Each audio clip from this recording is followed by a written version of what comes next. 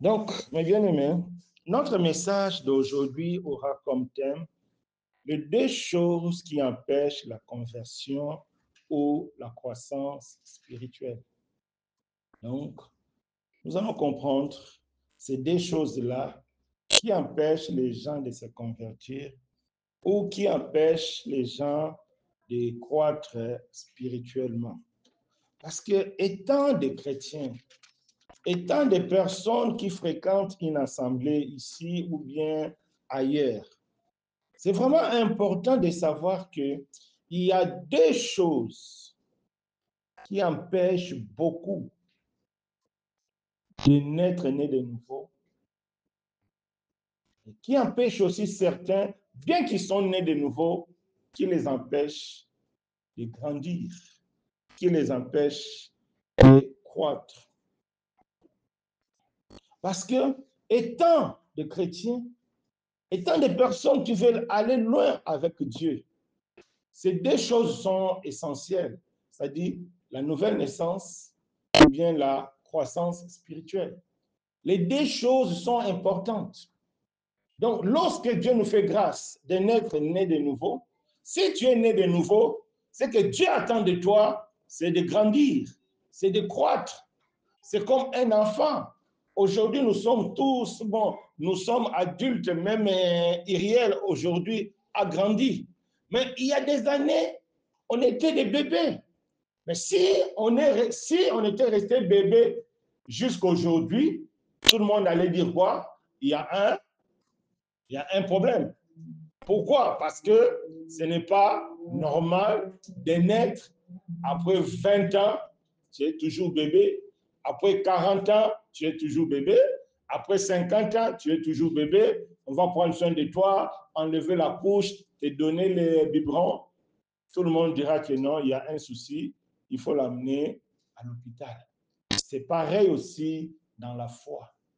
Dans la foi, après la conversion, donc après la nouvelle naissance, tout homme entre dans le cycle de la transformation, c'est-à-dire le cycle de la croissance.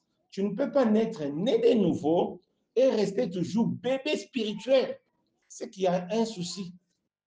Parce que la personne qui est née de nouveau est appelée à grandir.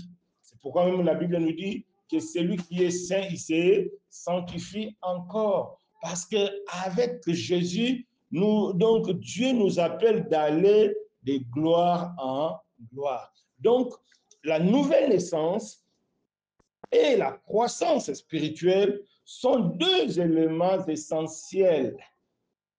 Alors, il y a aussi à côté d'autres deux éléments qui empêchent certains de naître de nouveau, qui empêchent aussi les autres de croître. Donc, aujourd'hui, nous allons voir les deux choses qui empêchent de naître né de nouveau et de croître. Parce que Dieu nous appelle à naître de nouveau, Dieu nous appelle à croître. C'est important. Vous savez, mes bien-aimés, venir au culte, c'est bien. Chanter, c'est bien. Jeûner, c'est bien. Servir Dieu, c'est bien. Mais si tu n'es pas converti, tout ça, ça ne te servira à rien du tout. Si tu n'es pas né de nouveau, tout ce qu'on fait, ça ne va rien te servir. Certaines personnes peuvent dire, est-ce que c'est possible de venir au culte? Est-ce que c'est possible de prier? C'est possible d'avoir des visions? Est-ce que c'est possible d'avoir tout ça et puis ne pas naître né de nouveau? Oui, la Bible nous montre que c'est possible. On a dans la Bible l'exemple de quelqu'un même qui a vu un ange, un vrai ange de Dieu, mais il n'était pas encore né de nouveau. On a vu quelqu'un que Dieu a exaucé ses sacrifices. Corneille, Dieu a agréé ses sacrifices, mais il n'était pas né de nouveau. On a vu Nicodème, qui était docteur de la loi, qui enseignait. Donc, c'est lui qui était au temple. Il enseignait les enfants d'Israël, le peuple de Dieu, la loi de Dieu. Il n'était pas né de nouveau.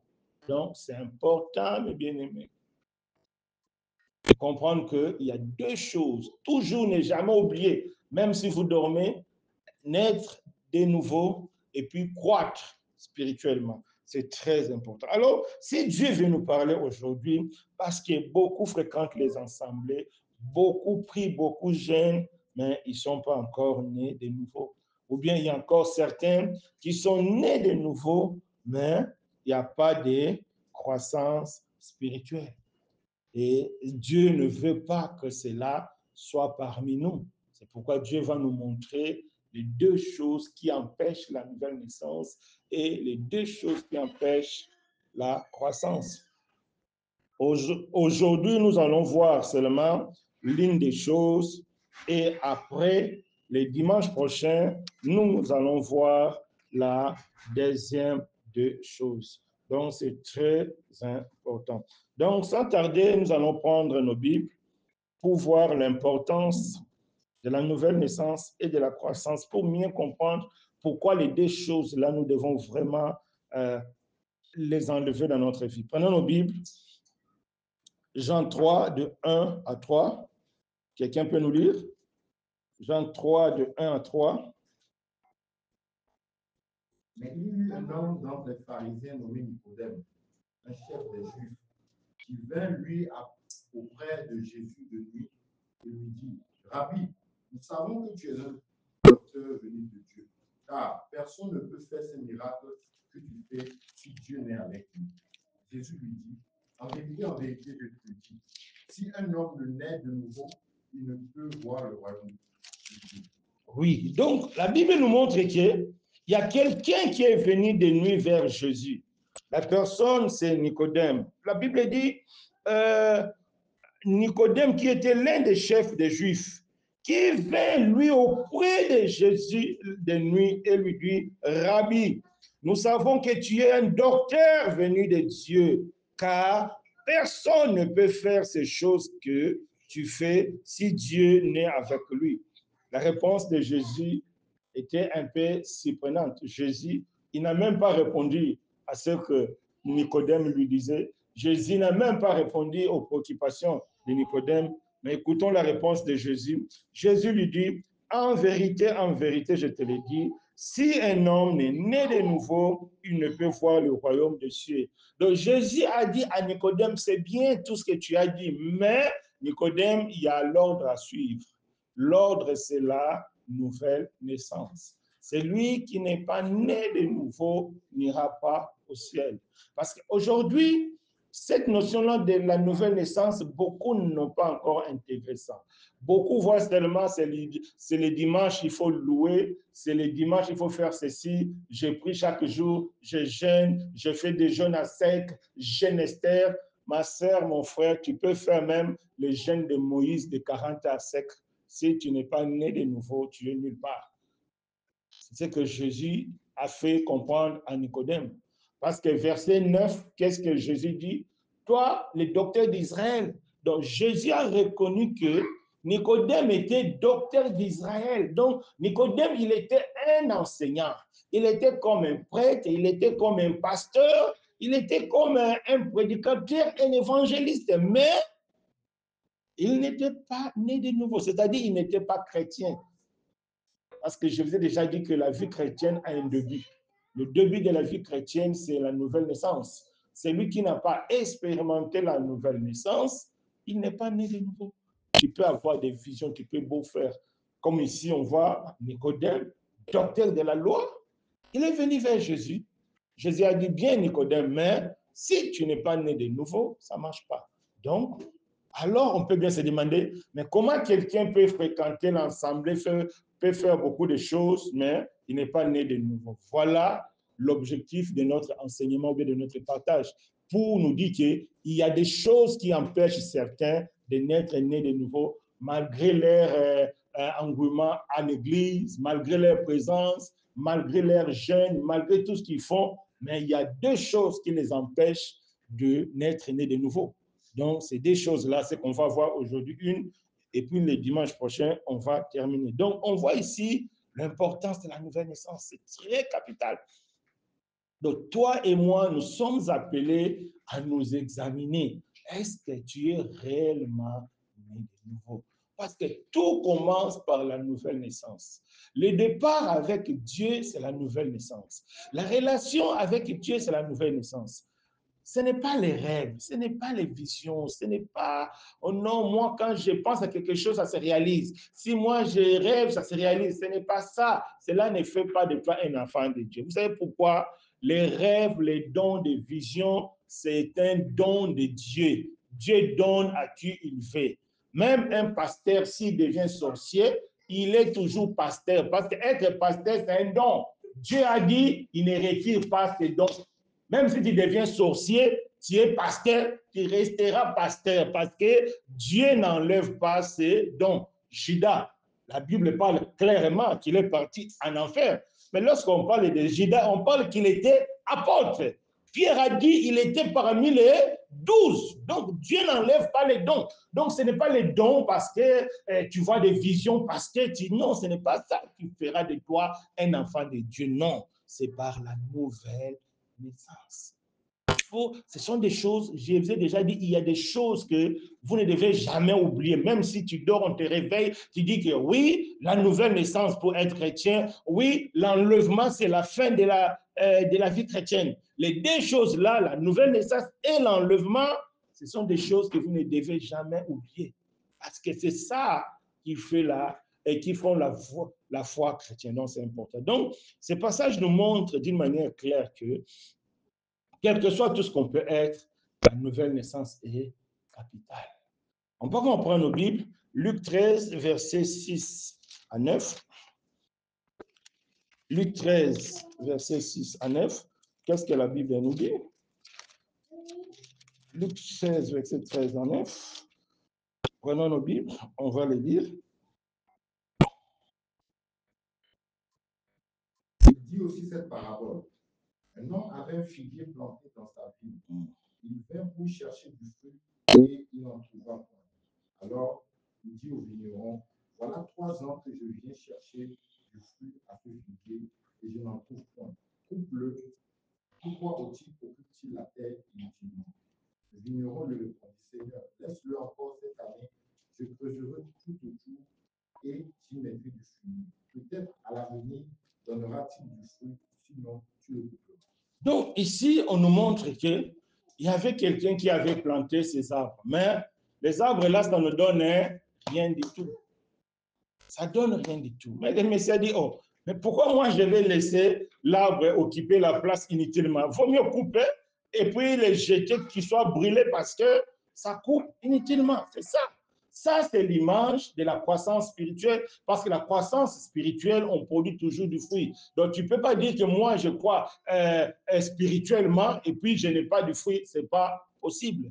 Donc, l'image ici nous montre que bien que tu sois un arbre planté dans le jardin de Dieu, bien que tu sois né de nouveau, mais ce que Dieu attend de toi maintenant, c'est porter du fruit. Ce que Dieu attend de toi maintenant, c'est la croissance. Il faut grandir. Il ne faut plus rester bébé. Dieu veut que tu puisses croître. Maintenant, si Dieu voit qu'il n'y a pas de croissance, des années et des années, on t'enseigne, on gêne, on fait tout, il n'y a pas de croissance, qu'est-ce que Dieu a dit? Mais pourquoi je vais garder quelqu'un? Mais quelqu'un veut dire, et quelqu'un peut dire, mais c'est par la nouvelle naissance qu'on est sauvé. Oui, par la nouvelle naissance qu'on est sauvé. Mais s'il n'y a pas de croissance et s'il n'y a rien, il y a des doutes. Est-ce que tu étais vraiment né de nouveau? Peut-être tu es véritablement né de nouveau, mais il y a aussi ce que les gens oublient, l'apostasie. C'est quoi l'apostasie? L'apostasie, c'est quoi? L'apostasie? Matriarche? Vous ne connaissez pas l'apostasie? L'apostasie, c'est l'abandon de la foi. C'est-à-dire, il y a des gens qui commencent bien avec Dieu et ils abandonnent. L'apostasie existe. Il y a quelqu'un qui a bien commencé avec Dieu, après, il abandonne. Il fait marche en arrière. Si vous lisez l'histoire des enfants d'Israël, c'est là où vous allez voir l'apostasie, comment l'apostasie se manifeste. Il y a des gens qui commencent bien, après, ils abandonnent. Ils abandonnent carrément, oui, ils abandonnent. Ils abandonnent. Quelqu'un peut refuser Jésus, il dit que non, bon, c'est vrai, maintenant, je ne fais pas de toi. Il abandonne. L'apostasie, ça existe. Allez voir, surtout dans l'Ancien Testament, il y en a beaucoup, l'histoire d'apostasie, comment les gens abandonnent Dieu. C'est comme quand on prend la Bible dans l'histoire des vierges folles et des vierges sages.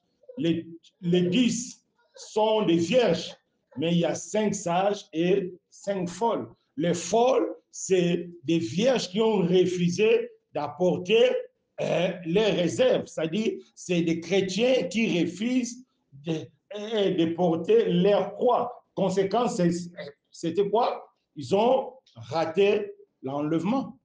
Voilà. Ils ont raté l'enlèvement.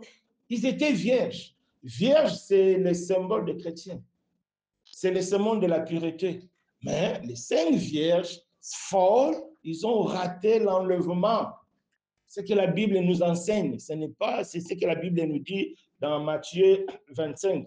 Ah, apparemment, vous n'êtes pas convaincus. Hein? On va lire ça. Prenons nos Bibles, Matthieu 25, on va voir qu'est-ce que la Bible dit. Matthieu 25. On ne va pas lire beaucoup, faute de temps. Matthieu 25. On peut prendre seulement à partir de...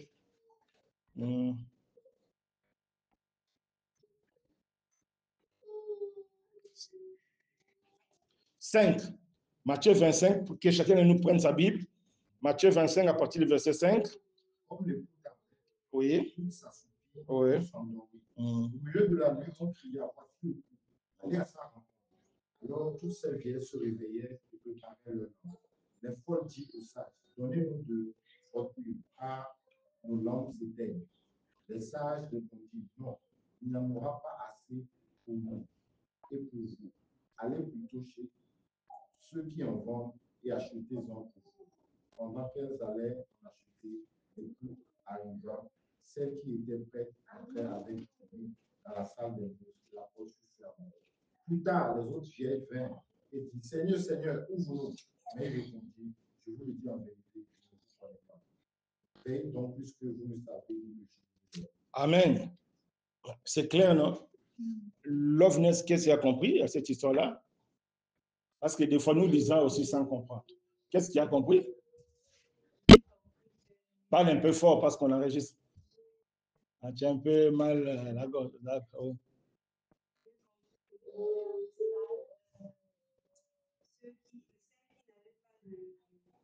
Oui. Le Seigneur, ils ont perdu l'occasion de l'enlèvement, la rencontre avec le Seigneur. Et pourtant, ils étaient vierges. Et pourtant, ils étaient chrétiens. Maintenant, ils vont entrer dans la tribulation. Pourquoi? Parce qu'ils n'avaient pas de réserve. L'absence de réserve peut tout dire. Manque de ceci, manque de persévérance, tout ça. Mais c'est ça. Là, nous devons faire très attention. Donc, une fois tu es né de nouveau, Dieu t'appelle maintenant à croître. Dieu t'appelle maintenant à grandir. Chaque jour, les chrétiens sont appelés à grandir. Un chrétien qui ne grandit pas, il y a un souci. Pourquoi? Parce que si tu ne grandis pas, c'est quelque chose qui ne marche pas. Maintenant, si tu restes dans ça, le diable peut venir te détourner. C'est ça le rôle du diable. Parce que dans la foi chrétienne, il n'y a que 2 positions. Soit tu avances, soit tu recules. Il n'y a pas de stationnement. D'autres disent que non, il n'y a pas de stationnement. Soit tu avances, c'est Dieu, soit tu recules, c'est le diable. Il n'y a pas une 3e puissance. Non, l'homme n'est qu'un terrain. Un terrain, soit c'est Dieu qui joue, soit c'est le diable qui joue. Il n'y a pas une 3e puissance. Beaucoup pensent que non, c'est ma vie, j'ai fait tout ce que j'ai fait, si j'ai fait comme ça. Non, en réalité, quand tu es dans le mal, donc tu es conduit par le diable. C'est ta vie, mais conduit par le diable. Si tu es dans le bien, c'est ta vie, mais conduit par Jésus. Il n'y a pas une 3e puissance. Quand les gens disent que c'est ma vie, il faut dire, tu te trompes. C'est vrai, en l'instant T, la personne ne va pas comprendre, mais c'est ça la réalité. Il n'y a pas quelqu'un qui a une vie nette. Il n'y a pas quelqu'un qui fait ce qu'il veut. Non, je fais parce que moi, je le désire. Non, tu fais parce que l'esprit qui est en toi te domine. Lorsque quelqu'un marche dans la sanctification, c'est l'esprit de Dieu qui domine. La Bible dit, chacun de nous est esclave de l'esprit qui a triomphé de lui. C'est tout.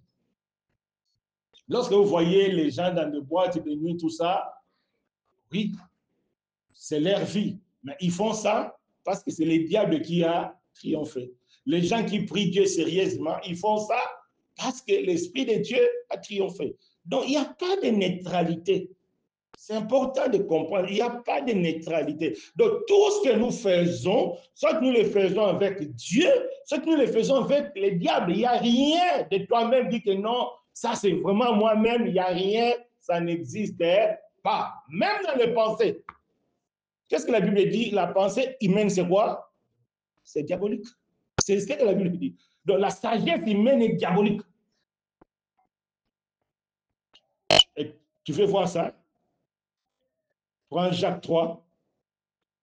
Jacques 3, verset 15. La pensée humaine est diabolique. Lis fort. Cette sagesse n'est pas celle qui vient d'en haut, mais elle est terrestre, charnelle, diabolique. Oui, elle est terrestre. Dans certaines versions, c'est écrit. Mais chez toi, c'est écrit quoi? Hein?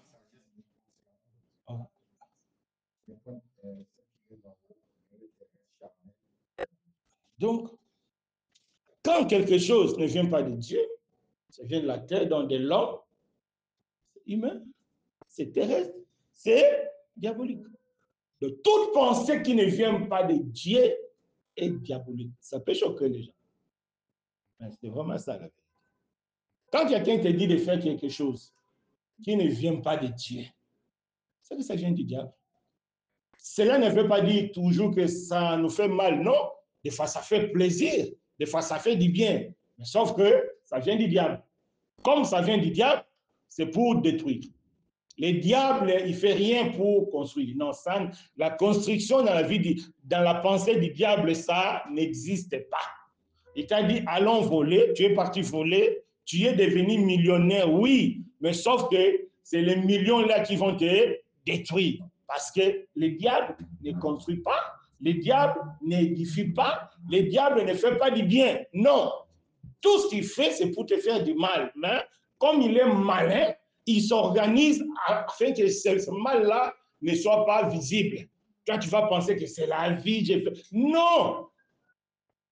Le bien n'existe pas en lui. La Bible dit il est menteur, il est le père du mensonge. Donc tout ce qu'il fait, c'est du mensonge, il te ment correctement. Voilà, mes bien-aimés. Ce que Dieu attend de toi, c'est de grandir. C'est de manifester la croissance spirituelle. Parce que s'il n'y a pas la croissance spirituelle, c'est qu'il y a quelque chose qui ne va pas. C'est pourquoi, dans cette parabole-là, le Seigneur a dit, laisse-le un peu, je vais mettre du fumier. C'est-à-dire, je vais encore l'encourager, je vais encore l'enseigner. Peut-être, il va donner du fruit. S'il ne donne pas du fruit, on va le couper. Parce qu'un chrétien qui ne donne pas du fruit, il est inutile pour Dieu, il est inutile pour lui-même, il est inutile pour l'assemblée. Beaucoup sont inutiles pour leur assemblée parce qu'ils n'ont aucun fruit, ils ne donnent rien à l'assemblée. Tu es inutile pour toi-même, tu es inutile pour l'assemblée, tu es même inutile pour le Maroc. Parce qu'étant des chrétiens, Dieu a besoin de nous pour le développement du Maroc. Parce que la Bible dit quoi? Le développement, c'est notre bonheur dépend aussi du bonheur du Maroc. Donc nous contribuons, lorsque nous sommes véritablement spirituels, nous prions pour le Maroc, nous contribuons aussi au développement du Maroc. Et ce développement aussi nous profite aussi. C'est important. Maintenant, si tu es charnel, tu es inutile. Tu es vraiment inutile, inutile, inutile. Comme nos compatriotes aujourd'hui qui font les désordres à Gaza, ils sont inutiles pour toute la communauté africaine, ils sont inutile pour le Maroc. C'est pourquoi le Maroc maintenant arrête Esprit, parce que vous êtes inutile. Vous êtes venus dans le pays des gens, taper, voler, créer des problèmes. Ben, vous êtes inutile. C'est ça, nous devons faire très attention. Donc, tout ceci, c'était vraiment pour nous montrer que la nouvelle naissance et la croissance spirituelle sont des éléments que nous devons rechercher.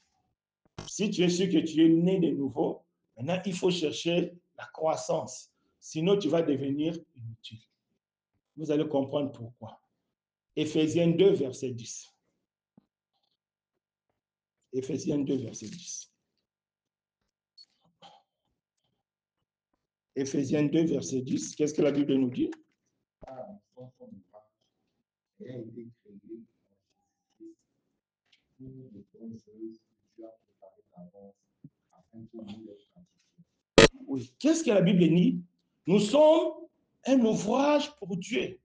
Donc, nous sommes une œuvre pour Dieu, que Dieu a créé en Jésus-Christ. C'est pourquoi on dit nouvelle création. Donc, Dieu t'a créé.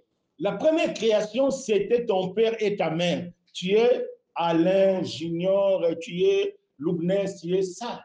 Maintenant, avec Dieu, c'est la deuxième création. C'est pourquoi on dit nouvelle naissance. Mais lorsque Dieu fait la deuxième création, Dieu fait avec un objectif bien précis. Qu'est-ce que la Bible dit? Ayant été créé pour accomplir les bonnes œuvres que Dieu a préparées d'avance. Donc, si tu es chrétien, sache-le que Dieu a préparé les bonnes œuvres pour toi. Dieu a préparé des choses pour toi que toi, tu dois mettre en pratique. Si tu ne mets pas ces choses en pratique, il y a un problème. C'est que tu n'es pas vraiment en contact avec Dieu pour savoir ce que Dieu a pour toi. Donc, chaque chrétien a un objectif. Chaque chrétien a quelque chose à faire pour Dieu. Il n'y a pas de chrétien, non. La Bible dit, a été créé en Christ pour accomplir les bonnes œuvres que Dieu a préparées d'avance. C'est-à-dire, Dieu a déjà préparé ça. Donc, c'est à toi seulement de le mettre en pratique. D'abord, il faut il faut le localiser. Une fois tu le localises, maintenant tu le mets en œuvre. Vous voyez, il y a tout un processus, il y a tout un travail que nous devons faire, étant des chrétiens, pour mettre en œuvre ce que Dieu a préparé d'avance. Sinon, nous serons inutiles, nous serons comme cet arbre-là qui était inutile. On est venu pour couper, mais Dieu, par son amour, il a encore accordé une année de grâce. C'est ça, une année de grâce. C'est Jésus, c'est ce que la Bible nous dit. Jésus, c'est cette année de grâce-là pour proclamer une année de grâce. Voilà pourquoi aujourd'hui tu es là. Voilà pourquoi aujourd'hui Dieu t'enseigne. Alors, quelles sont les deux choses qui empêchent les gens de naître nés de nouveau ou bien de porter du fruit? La semaine passée, cette semaine, c'était demandé à tout le monde de méditer le livre des Actes des Apôtres. Winnie, tu n'as pas médité parce que tu commences à tourner la figure. C'est ça, non? Ah. Qui n'a pas médité? Il y a seulement Winnie qui n'a pas médité. Maman, tu as médité? C'est important de méditer. Vous savez, le livre des Actes, c'est le seul livre qui n'est pas fermé dans la Bible. Genèse est fini. Apocalypse est fini. Mais le livre des Actes des Apôtres, ce n'est pas fini. Pourquoi? Parce que c'est les actes des apôtres. Les apôtres ont fait, chacun de nous doit faire son livre, notre vie, les actes de Winnie, les actes d'Éric, les actes d'Alain. Donc, c'est-à-dire, c'est le seul livre qui continue. Donc, il faut que ces livres-là soient enrichis. Aujourd'hui, les gens qui sont autour de nous, ils ne verront pas Paul, mais ils verront Jésus à travers ta vie. Les gens qui sont autour de nous, ils ne verront plus Dieu comme Dieu parlait avec Moïse et les nuées. Non, c'est à travers de toi, Loubnes, qu'ils verront Jésus, ils verront Dieu. Donc, il faut que les actes des apôtres continuent. Maintenant, ça ne sera plus les actes des apôtres, mais les actes de Maman José, les actes de Maman Myriel, les actes. Donc, c'est le seul livre qui doit être continué jusqu'à le jour de l'enlèvement. Pourquoi? Parce que c'est à travers de nous que Dieu va se manifester, à travers de nous que les autres personnes verront Dieu. Donc, c'est vraiment un livre qui est très important à comprendre. Et en lisant les actes des apôtres, nous voyons comment les premiers chrétiens ont évolué. Les livres des actes des apôtres nous montrent quelle a été la force des premiers chrétiens. Pourquoi les premiers chrétiens ont manifesté la gloire de Dieu? Pourquoi les premiers chrétiens ont manifesté la puissance de Dieu que nous, aujourd'hui, on ne manifeste pas? Allez sur Internet, des fausses prophéties, des faux miracles, faux miracles. Mais pourquoi il y a vraiment cet écart-là entre nos églises d'aujourd'hui et les églises, la première église? Voilà l'importance de lire les actes des apôtres pour essayer de comprendre. Et le livre des actes des apôtres nous donne quelle a été la force des apôtres. Si on prend ces livres des actes des apôtres, premier chapitre seulement, verset 1, qu'est-ce que la Bible dit? Actes des apôtres, chapitre 1, verset 1, qu'est-ce que la Bible dit quoi? Actes des apôtres, chapitre 1, verset 1, qu'est-ce que la Bible dit? Théophile, j'ai parlé dans mon premier livre tout ce que Jésus a commencé de faire et d'enseigner dès le commencement. C'est comme ça, il dit, ici, il parle de son livre de Luc, parce que c'est Luc qui a écrit ça. Donc, il a commencé à parler de quoi? De ce que Jésus a fait et des enseignements. C'est ça qui a fait la force des apôtres, c'était la connaissance de Jésus. Donc, par là, nous comprenons que les deux choses qui nous empêchent de naître nés de nouveau ou bien de croître, c'est le manque de connaissance. Voilà la première des choses qui empêche beaucoup de personnes de naître nés de nouveau, beaucoup de personnes de croître spirituellement, c'est le manque de connaissance. C'est important. Parce que c'est dans la connaissance que Dieu a tout déposé. Tout ce que tu as besoin pour naître né de nouveau, tout ce que tu as besoin pour grandir, tout ce que tu as besoin pour marcher correctement et honnêtement avec Dieu, ça se trouve dans la connaissance. C'est pourquoi Luc a pris soin de dire la vie de Jésus et tous les enseignements. Lorsqu'on parle de la connaissance, il y a des choses. Il y a la vie, il y a les actes, et puis il y a l'enseignement, de la manière dans laquelle Jésus a vécu et l'enseignement que Jésus a donné. La manière dans laquelle les apôtres ont vécu et ce qu'ils ont donné, c'est l'ensemble de tout ça forme pour nous la connaissance. Alors, le manque de connaissance, c'est vraiment un poison terrible. La personne qui n'a pas de connaissance de Jésus ne peut pas naître né de nouveau. C'est impossible. C'est impossible. Tu ne peux pas naître de nouveau sans la connaissance. C'est impossible. Osée 4, verset 6, qu'est-ce que la Bible dit? Qu'est-ce que la Bible nous dit? Mon peuple est détruit faute de connaissance. Souvent, on s'arrête ce mal-là. C'est pourquoi qui fait un peu défaut. Bon, continuons jusqu'à la fin. La Bible dit quoi? Parce qu'ils ont rejeté la connaissance, j'étais rejeté. Et nous comprenons que parce que vous avez rejeté la connaissance, et j'ai rejeté. Donc, la connaissance est une personne. La connaissance, c'est Jésus. La connaissance, c'est Dieu. Le refus de la connaissance, c'est refuser Dieu. Rejeter la connaissance, c'est rejeter Dieu. C'est pourquoi celui qui n'a pas de connaissance ne peut pas naître né de nouveau. Celui qui n'a pas de connaissance ne peut pas croître spirituellement. Parce que tout ce que tu as besoin, la nourriture spirituelle que tu as besoin, c'est dans la connaissance. Tout ce que tu as besoin, la connaissance de Jésus que tu as besoin, c'est dans la connaissance. C'est-à-dire, rien ne peut se faire en dehors de la connaissance de Dieu. Non. Tout ce que Dieu a besoin, Dieu a mis ça dans la connaissance.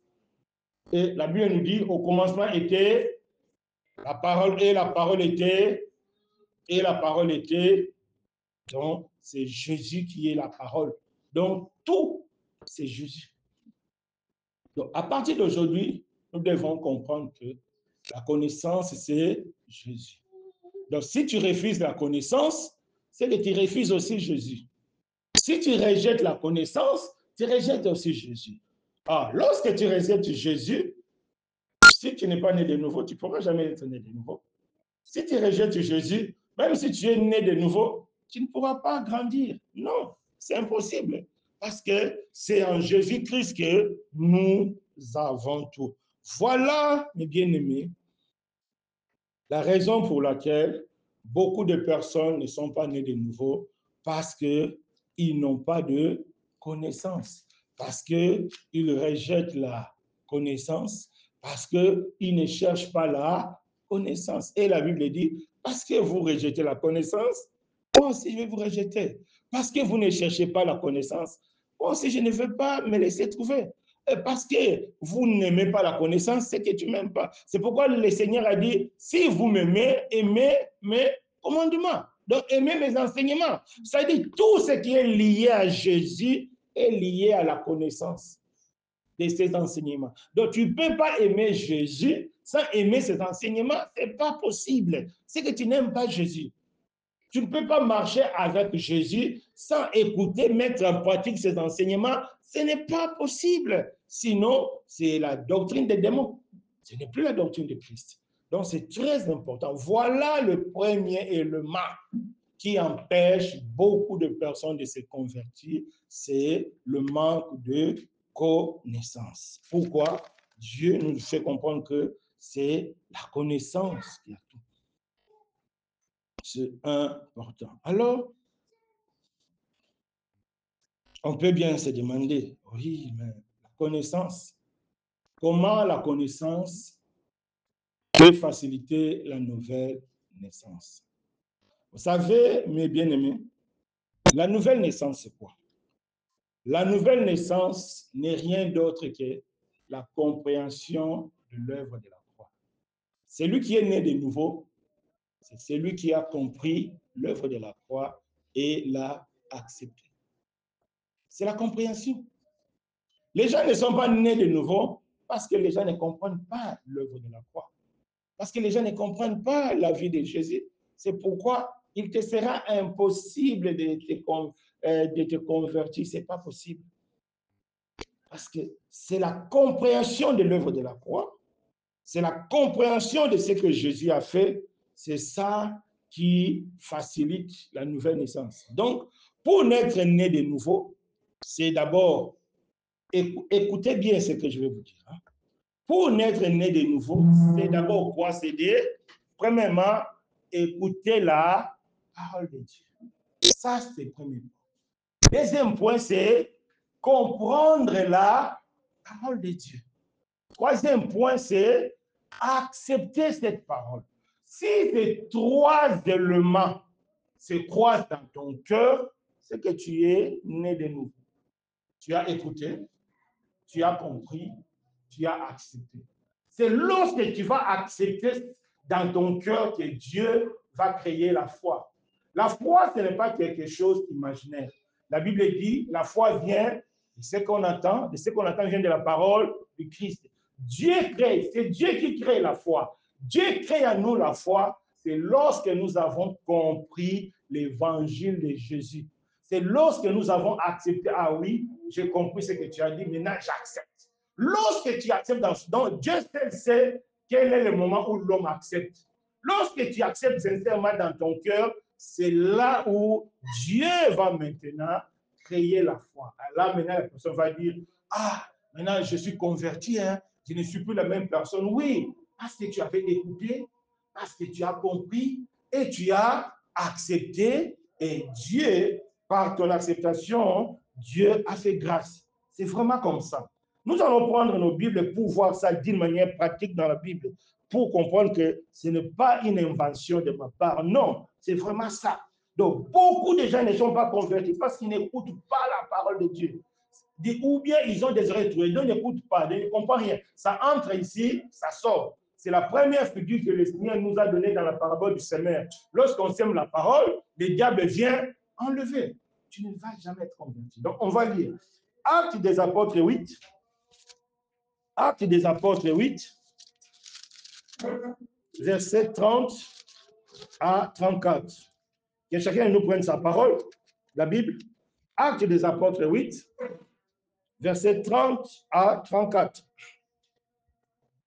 Actes des apôtres 8,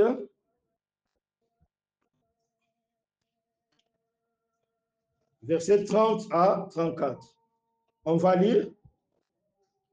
Philippe a couru et entendit l'Éthiopien qui lisait le prophète Ésaïe.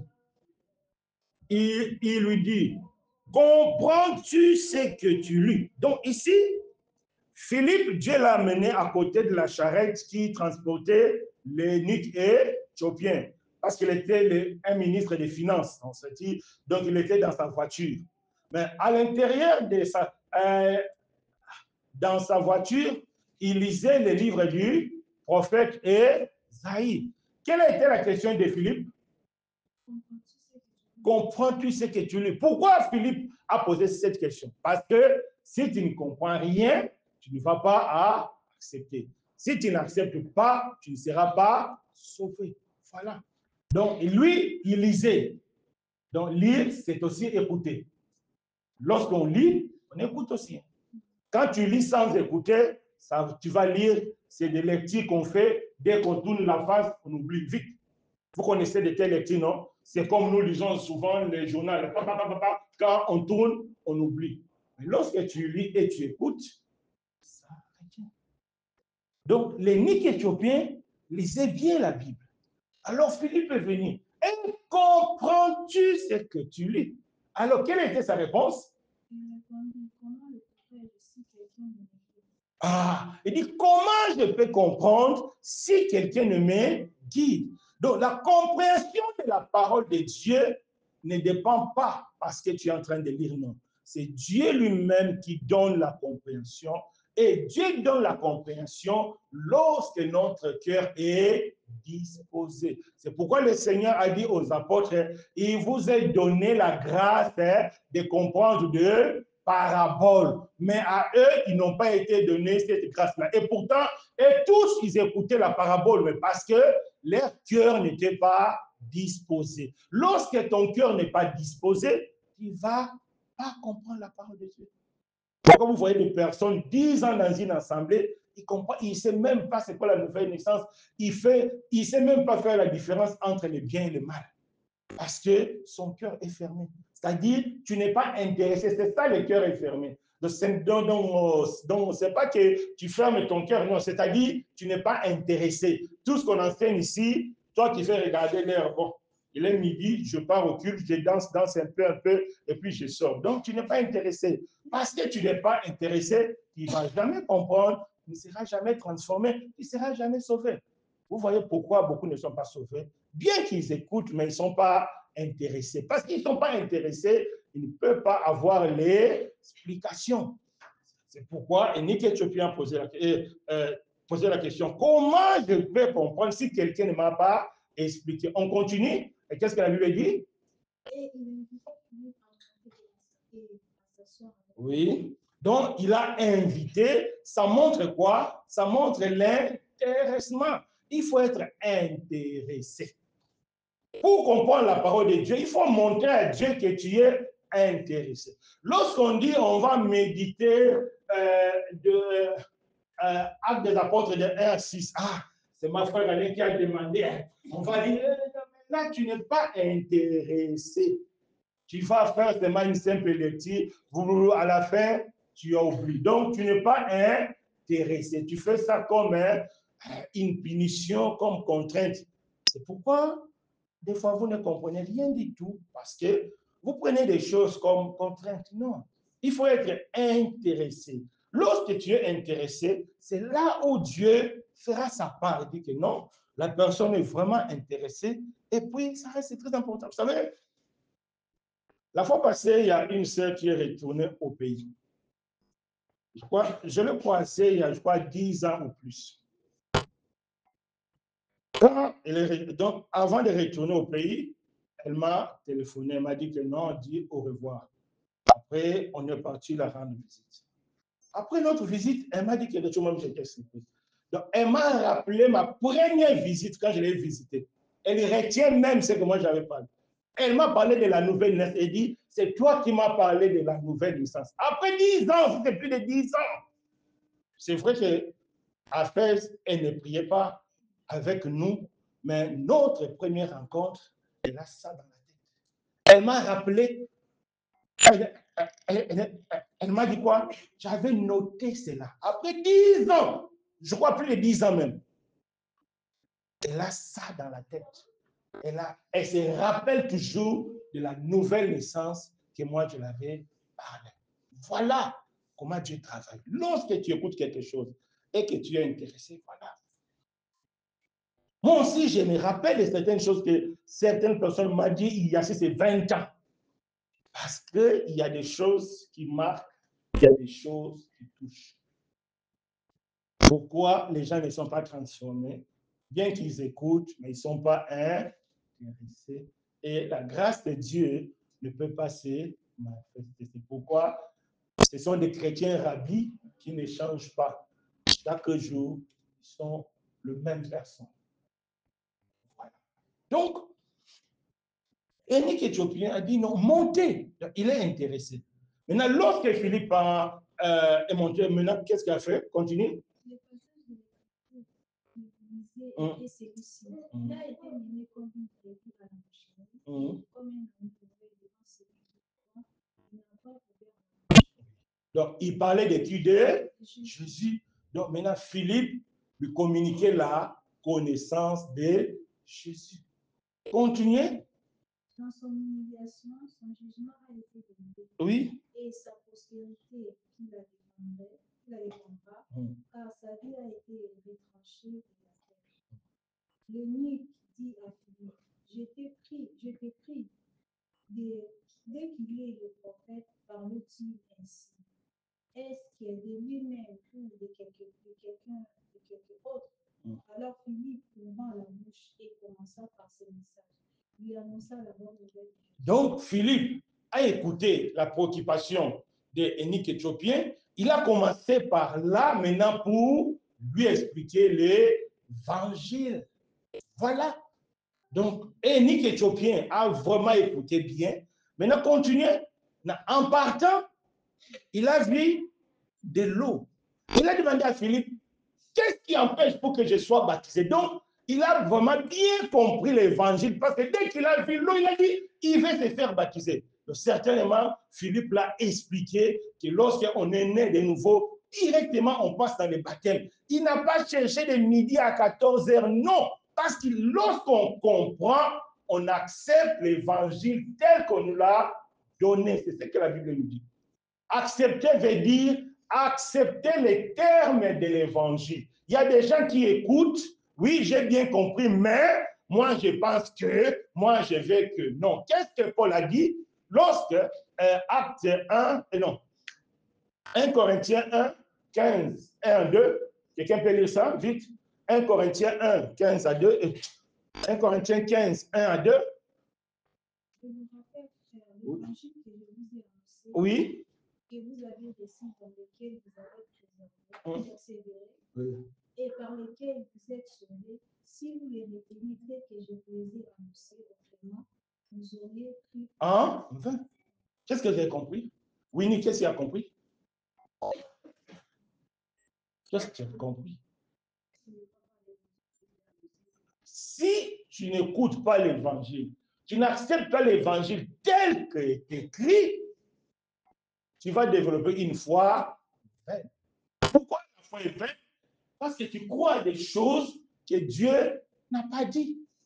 Tu crois des choses que la Bible n'a pas dit. Donc, on voit l'énigme éthiopien, il a écouté l'évangile, il a compris l'évangile. Dès qu'il a vu l'eau, il dit, ah, je veux me faire baptiser. Mais Philippe n'a pas dit, viens, je te baptise. Non, non, non. Qu'est-ce que Philippe a dit? Il a dit, si tu crois. Donc, il faut accepter. On peut bien écouter l'évangile, on peut bien comprendre l'évangile, mais tant qu'on n'a pas accepté, l'évangile ne prend pas vie dans notre vie. Nous devons accepter. Lorsqu'on nous enseigne, on a compris, il faut dire Amen. C'est-à-dire, j'ai accepté qu'il soit ainsi. Et c'est comme ça que l'énigme éthiopien était né de nouveau et baptisé. Pourquoi? Parce qu'il a écouté, parce qu'il a compris et a accepté. Comme résultat, il a accepté tout doucement se faire baptiser parce qu'il a compris l'évangile. Il n'a pas émis ses objections. Non, moi, je pense que non. On l'a dit, si tu n'acceptes pas l'évangile tel que les apôtres ont présenté, ta foi serait vaine. Voilà pourquoi aujourd'hui, beaucoup ne sont pas transformés. Parce que d'autres ont écouté, compris, mais ils ne veulent pas accepter tel que l'évangile se présente. Ils veulent accepter l'évangile selon leurs conditions, selon leur compréhension, selon leur façon de vivre, selon leur pays, selon leur pasteur. La Bible dit non. 2 Pierre 1, verset 20, la Bible dit personne ne peut donner une interprétation particulière à la Bible. Ce que moi je vous explique ici, si ailleurs vous trouvez ça autrement, soit nous sommes faux, soit ils sont faux. Il n'y a pas de midi à 14 heures. Parce que la vérité reste la vérité. Au Congo, la vérité est vérité. Au Gabon, la vérité est vérité. Au Maroc, la vérité est vérité. S'il y a quelque chose qui ne varie pas, c'est la vérité. Tout ce qui varie, c'est le mensonge. Mais la vérité ne varie pas. Ou bien, c'est pas ça. C'est ça, la vérité ne varie pas. C'est pourquoi la Bible dit, on ne doit pas avoir des interprétations particulières dans l'évangile. Non. Tel que c'est présenté, voilà comment l'énigme éthiopien a été transformé, comment l'énigme éthiopien était né de nouveau. Pourquoi? Parce qu'il a écouté, il a compris et il a accepté. Voilà, c'est comme ça. Et il a écouté quoi? La connaissance, la parole de Dieu. Maintenant, vous avez compris pourquoi il y a trop de gens qui viennent dans des assemblées, mais ne sont pas encore convertis. C'est que soit ils n'ont pas écouté, soit ils ont écouté, mais ils n'ont pas compris, soit ils ont écouté, compris, mais ils n'ont pas accepté. Les trois vont ensemble, pas les deux. J'ai écouté, j'ai compris, mais je vais accepter après. Tu n'es pas né de nouveau. C'est ça, tu n'es pas né de nouveau. Tu vas accepter après, tu n'es pas né de nouveau. Les jours où tu vas accepter, ces jours-là, tu seras né de nouveau. Et si le Seigneur vient entre ton acceptation et l'écoute de la parole, tu restes. C'est aussi clair que ça.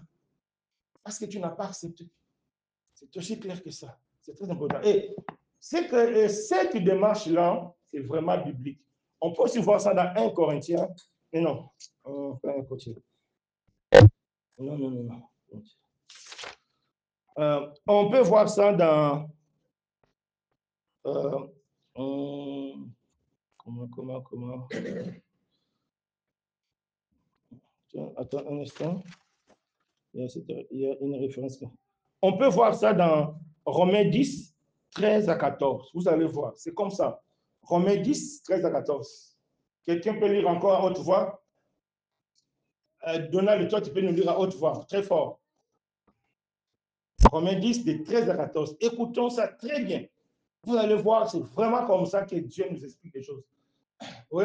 Romains 10, 13 à 14. Oui. Car quiconque invoquera le nom du Seigneur sera sauvé. Donc, quiconque invoquera le nom du Seigneur sera sauvé. On continue? Comment donc invoque-t-il celui qui n'ont point cru? Donc, comment tu peux invoquer Jésus que tu n'as pas et que tu ne crois pas? Continue. Et comment croiront-ils à celui dont ils n'ont point entendu parler? Ah, vous avez écouté. Donc, tu ne peux pas croire quelque chose que tu n'as pas écouté. Tu ne peux pas croire à quelque chose que tu n'as pas compris. C'est là. Pourquoi, lorsque vous venez au culte, soyez très disposés à écouter et vous allez voir ce qu'on enseigne, ça va prendre vie dans votre vie. Parce que vous avez écouté, parce que vous avez compris, parce que vous avez accepté. C'est une démarche biblique. C'est Dieu qui a dit. Comment ils vont croire s'ils n'ont pas écouté? Mais comment ils vont écouter si continue? Et comment entendront-ils sans quelqu'un qui prêche? C'est quelqu'un qui prêche. C'est ça la logique de l'enseignement. Il faut écouter, comprendre, accepter. Accepter, c'est ça, croire. Quand quelqu'un dit je crois, c'est que j'ai accepté. Donc si tu n'as pas accepté, il ne faut pas dire que tu crois parce que ça n'a pas de sens, ça n'aura aucun effet dans ta vie. Voilà, mes bien-aimés, en quelque sorte, les liens entre la nouvelle naissance et la connaissance. Lorsqu'on n'a pas la connaissance, c'est-à-dire on n'a pas écouté l'évangile, on n'a pas compris l'évangile, on n'a pas accepté l'évangile, ce sera impossible de croire. Donc, si toi tu es là, tu penses que tu n'es pas encore né de nouveau, depuis tout le temps que tu as fait avec nous, depuis tout le temps que tu as écouté l'évangile, c'est qu'il y a quelque part les 3 étapes ici, il y a une étape qui cloche. Réfléchis dans ta vie, prends conscience, on est là pour te guider. Maintenant, si ces 3 étapes sont respectées dans ta vie, logiquement, tu seras né de nouveau. Parce que c'est la Bible qui le dit. On a vu avec l'énigme éthiopien, et Paul nous explique aussi dans Romains 10, comment ils vont croire s'ils n'ont pas écouté, mais comment ils vont écouter si quelqu'un ne l'a pas enseigné.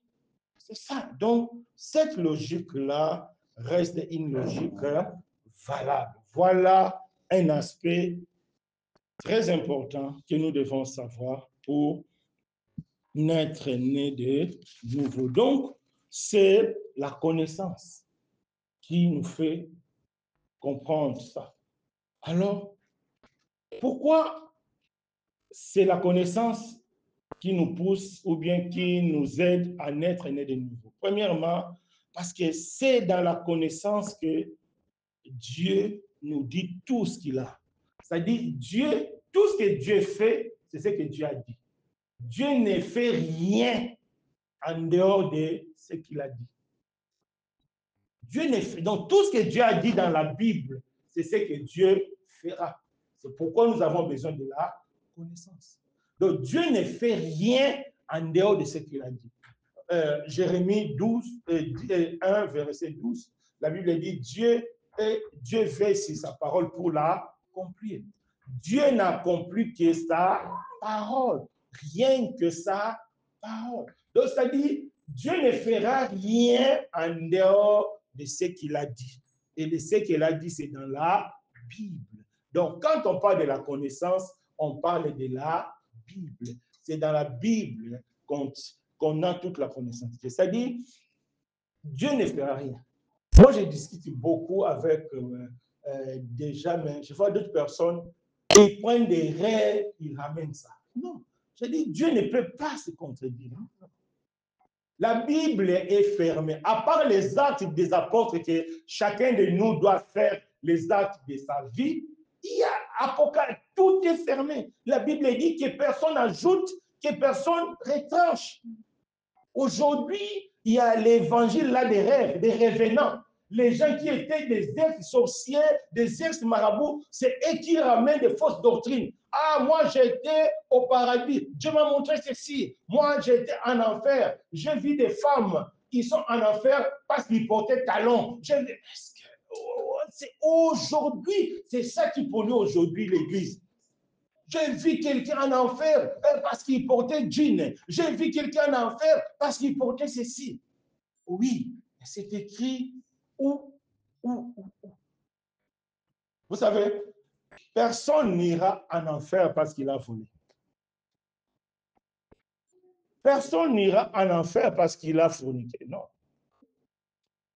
Les gens iront en enfer parce qu'ils ont refusé Jésus. Maintenant, la fornication, le vol, n'est que la conséquence du refus de Jésus. Si c'est pour le péché, personne ne sera sauvé. C'est pourquoi Dieu nous fait grâce. Les gens persistent dans le péché parce qu'ils ont refusé Jésus. Donc, le péché, la vie du péché, c'est en quelque sorte le résultat, donc la conséquence de rejeter Jésus dans son cœur. Lorsqu'une personne vit dans le péché, c'est que dans son cœur, il a refusé Jésus. Il a refusé que Jésus contrôle sa vie parce que c'est impossible de s'attacher à Jésus sérieusement et puis vivre dans le péché. Non, ça c'est impossible. Vous voyez, c'est-à-dire, les gens seront en enfer, c'est parce qu'ils ont rejeté Jésus. Parce qu'ils ont rejeté Jésus, comme preuve de leur refus, c'est leur vie de péché maintenant qui prouve qu'ils ont rejeté Jésus, mais sinon, c'est le refus de Jésus. Qu'est-ce que la Bible dit? Jean 3, verset 18. Jean 3, verset 18. La Bible dit quoi?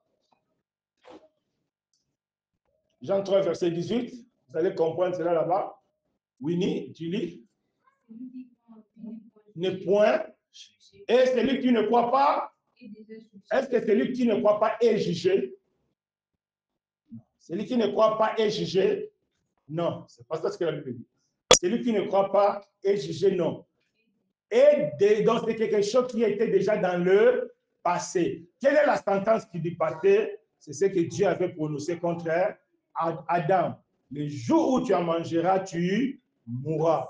En mangeant le fruit, Adam avait détruit la nature sainte de Dieu et il avait eu la nature du péché. Voilà ce qui va conduire les gens en enfer, c'est la nature du péché. Et la nature du péché, c'est l'absence de Jésus. C'est pourquoi tu dois naître né de nouveau pour enlever la nature du péché. C'est ce que la Bible nous enseigne. Romains 6, je crois, verset 5. On va lire ça. Romains 6, verset 5. Romains 6.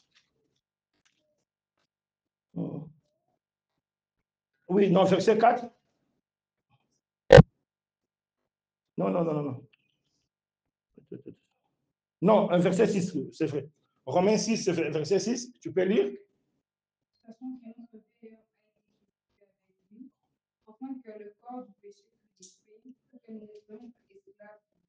Est-ce que ce n'est pas clair?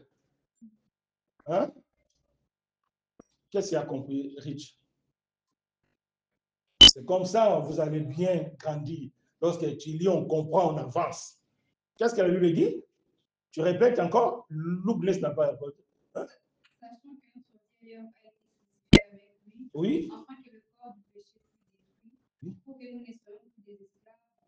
Voilà l'importance de la connaissance. Lorsqu'on a la connaissance, on comprend. C'est-à-dire, lorsqu'on a Jésus-Christ dans notre vie homme est détruit. Donc, la nature du péché est détruite. Donc, nous ne pouvons plus être esclaves du péché. Voilà pourquoi la Bible dit nous sommes sauvés, parce que Dieu a détruit cela.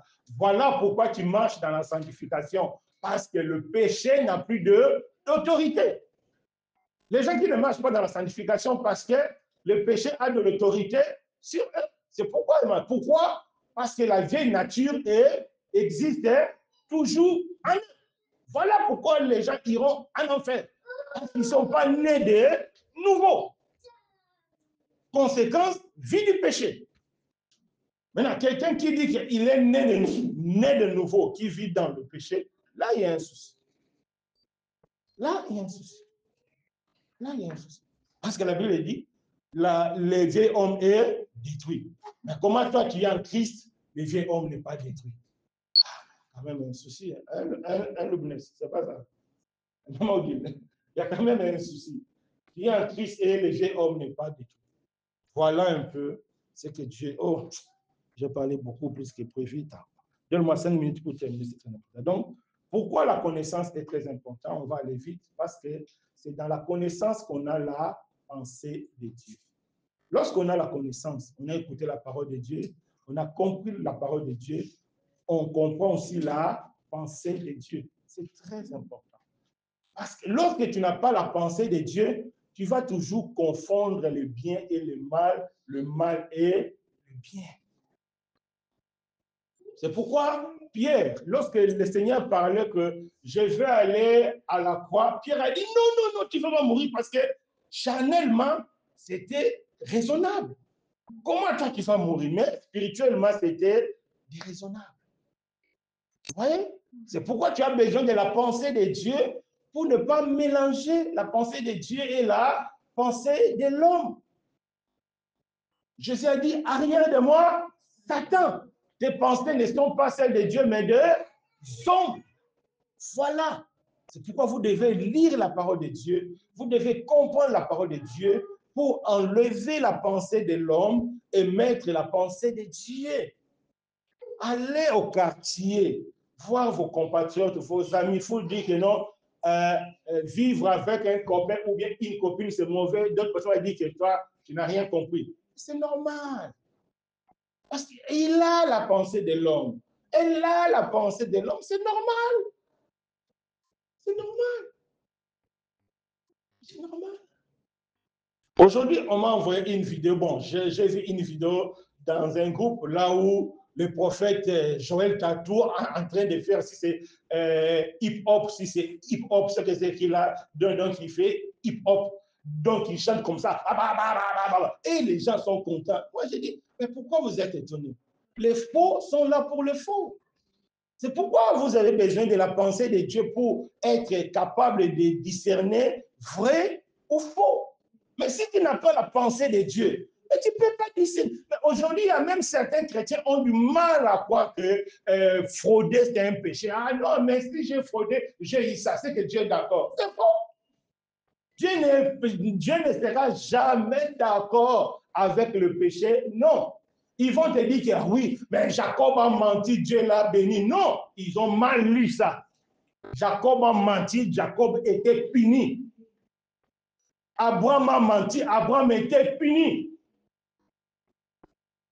Parce que les gens n'ont pas la pensée de Dieu. Ils ne lisent pas la parole de Dieu. Ou bien ils ne comprennent pas la parole de Dieu. Parce qu'ils ne sont pas disposés. Voilà pourquoi il y a des hérésies. C'est pourquoi le manque de connaissances, c'est un poison. Ce qui empêche beaucoup de grandir. Beaucoup de gens de grandir parce qu'ils n'ont pas la pensée de Dieu. Il va confondre. Il va confondre. Il y a beaucoup de choses que les chrétiens font parce qu'ils n'ont pas la pensée de Dieu. Ils n'ont pas la pensée de Dieu. Nous devons faire très attention. Pourquoi on doit chercher la connaissance? Parce que la connaissance nous permettra de savoir que si nous-mêmes, nous sommes vrais ou faux. Tu sais, tu n'as pas besoin de quelqu'un pour te dire que tu es faux ou vrai. Si toi-même, tu es conscient, avec la connaissance, tu lis sérieusement la Bible, le Saint-Esprit te convaincra que tu es faux, tu es vrai. Il n'y a personne. Donc, tu n'as besoin de personne. Quand David, tu lis les psaumes de David, David dit que non, le Seigneur m'a exaucé parce que je n'ai pas la fraude à moi. Parce que David était convaincu qu'il est vrai. Donc, il n'a pas besoin que quelqu'un dise que David est vrai. Non, lui-même est convaincu. Un vrai, il est convaincu qu'il est vrai. Pourquoi? Parce qu'en lisant la Bible, il voit que ma vie est conforme à la Bible. Tu n'as pas besoin, non. C'est pourquoi Paul a dit, vous les chrétiens, vous n'avez pas besoin qu'on vous dise l'heure dans laquelle le Seigneur viendra. Pourquoi? Parce que vous êtes du jour. Donc, les chrétiens n'ont pas besoin de savoir que non, parce qu'ils sont du jour, au moment opportun, le Saint-Esprit les avertira. Oh, c'est le temps de partir, les chrétiens vont partir. Voilà pourquoi vous devez avoir la connaissance que vous-même, vous serez capable de dire que non, moi, je suis faux en tout cas, je dois changer ma vie. Voilà l'importance de la connaissance. Il faut que toi-même, tu sois en mesure de dire que non, moi ici, là, je suis faux. Moi ici, là, ça ne marche pas. L'importance de la connaissance. C'est la connaissance qui transforme quelqu'un. C'est la connaissance qui transforme. Si tu n'écoutes pas la parole de Dieu, si tu ne médites pas la parole de Dieu, tu ne seras jamais transformé. Tu vas faire que régresser, et Satan viendra voler. C'est pourquoi l'apostasie entre dans la vie de certaines personnes. Qu'est-ce que Paul a dit?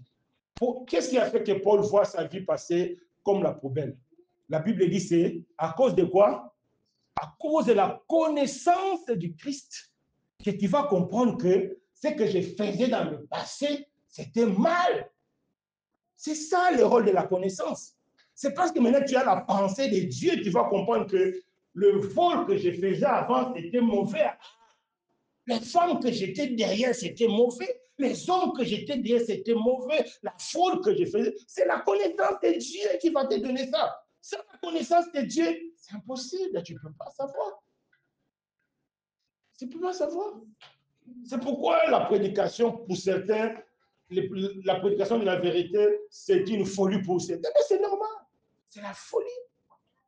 Il fait que non, comme un jour, mon patron, lorsque j'ai travaillé, il m'a dit, mais comment tu fais pour payer les billets d'avion? J'ai dit que non, je prie. Il m'a trouvé fou. Il dit, mais comment tu peux prier, payer le billet d'avion? Pour lui, c'est la folie. Mais pour quelqu'un qui a la foi, il trouve que oui, c'est normal. Et le jour où j'ai eu les billets pour partir, c'était seulement un coup de fil. On t'a envoyé tant. C'est tout. C'est comme ça, mes bien. Voilà, vous devez chercher la connaissance. Manque de connaissance, c'est vraiment un point. En tout cas, que Dieu nous aide. Il y a beaucoup de choses à dire, mais faute de temps, en tout cas, que Dieu nous aide. Mais j'aimerais bien terminer par un point. La connaissance nous permet aussi de savoir ce que Dieu aime. Ça, c'est très important. Vous savez pourquoi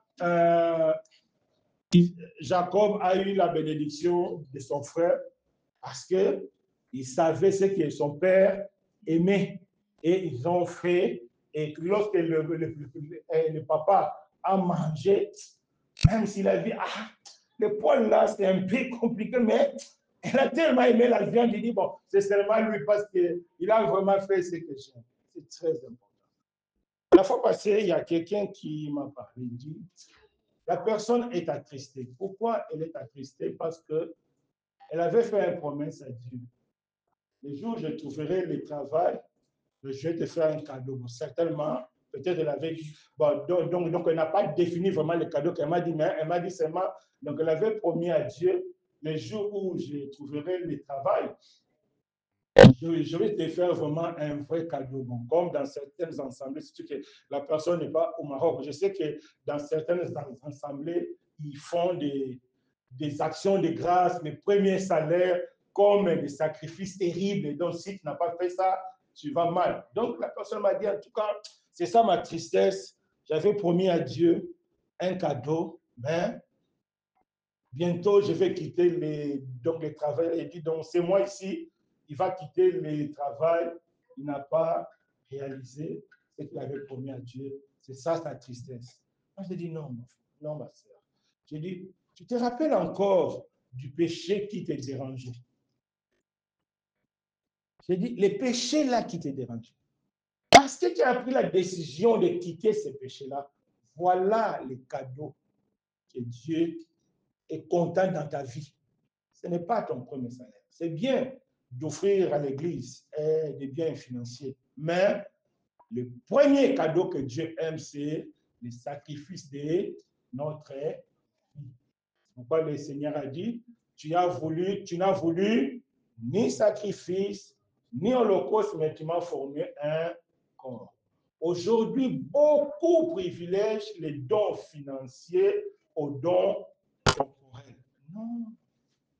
Si tu ne donnes pas ta vie à Jésus, même si tu as donné ton premier salaire, ton deuxième salaire, ton dernier salaire, Dieu ne sera pas content. Qui sera content? C'est ton pasteur qui sera content parce que c'est lui qui va recevoir. Dieu, non. Dieu, non. Il ne sera jamais content parce que tu m'as donné de l'argent. Non. Dieu sera content lorsque tu lui as donné d'abord ta vie comme un sacrifice. Parce que si tu as donné ta vie comme un sacrifice, l'or et l'argent, c'est rien. Tu donneras à Dieu et là, Dieu sera content. Pourquoi? Dieu a agréé d'abord le sacrifice. Voilà des choses que nous devons comprendre étant des chrétiens. Voilà l'importance de la connaissance. Et les gens qui n'ont pas de connaissance, ils se tracassent pour offrir de l'argent à Dieu, mais ils ne se soucient pas de leur vie. Tu vois, quelqu'un est une maîtresse de quelqu'un, mais au lieu d'arranger ça même, comme l'homme est riche, il amène beaucoup de dons à l'église. Le pasteur est satisfait et pense aussi que Dieu est satisfait. Et non, non, non, non, non, non. Tu peux donner 1 million aujourd'hui. Si tu es dans les concubinages, Dieu n'est pas satisfait. Il peut même venir retirer ton argent. Dieu ne sera jamais satisfait. Donc, quelqu'un qui est dans le mal, Dieu ne prend pas ça. C'est même parce que j'ai oublié la référence dans l'Ancien Testament. La Bible dit, si ce que tu fais est péché, et ce que tu donnes, c'est une abomination de Dieu. Tu pars avec les autres, tu fraudes, tu casses des maisons des gens, on te donne de l'argent, tu prends cet argent-là, tu viens mettre dans l'église, la Bible dit, et ce que tu fais, et ce que tu donnes, les dons sont abominations devant Dieu. Parce que Dieu accepte d'abord le sacrifice de notre corps, le sacrifice de notre vie. Si vous voulez que Dieu soit content dans votre vie, commencez d'abord à offrir à Dieu votre corps. Voilà Jésus. Pourquoi Dieu a accepté Jésus? Parce que Dieu était fatigué des animaux. Tout ça, il dit, vous donnez des animaux le matin et l'après-midi, vous êtes dans la colère, dans le combat. Vous donnez les animaux le matin, l'après-midi, vous êtes dans le mal. Je ne veux plus ça. Moi, je veux celui qui va me donner sa vie. C'est pourquoi Jésus a dit, mais voici, tu n'as voulu ni sacrifice, ni holocauste, ni offrande, mais tu m'as formé un corps. Voilà l'importance de la connaissance. Lorsqu'on a la connaissance, on sait donner à Dieu ce que Dieu aime et tu seras béni comme Isaac avait béni Jacob parce que Jacob avait donné à son père ce que son père aime. Que Dieu nous fasse grâce. Donc, on a tous compris que, faute de connaissance, tu ne peux pas naître né de nouveau. Parce que c'est la connaissance qui te fait comprendre que tu es pécheur. C'est la connaissance qui te fera comprendre que Dieu n'accepte pas le péché. C'est la connaissance qui te fera comprendre que sans Jésus, tu iras en enfer. C'est la connaissance. Mais lorsque tu n'as pas cette connaissance-là, pour toi, l'église, comme on voit aujourd'hui, l'église est transformée en une fête. On vient, on danse, on retourne. Et dimanche prochain, on danse, on retourne. Non, c'est pourquoi il y a trop de scandales. Les gens ne sont pas transformés parce que les gens n'ont pas compris. Que Dieu nous fasse grâce. On va prier. Éternel Dieu des armées, fais-nous grâce. Fais-nous grâce, ô Dieu, fais-nous grâce à réaliser ton amour. Fais-nous grâce à réaliser tes bienfaits. Fais-nous grâce, Seigneur, à chercher la connaissance à travers la méditation, à chercher la connaissance à travers les bons enseignements, à chercher la connaissance à travers les études bibliques. Nous avons besoin de toi, Seigneur. Merci de nous aider au nom puissant de Jésus-Christ. Amen.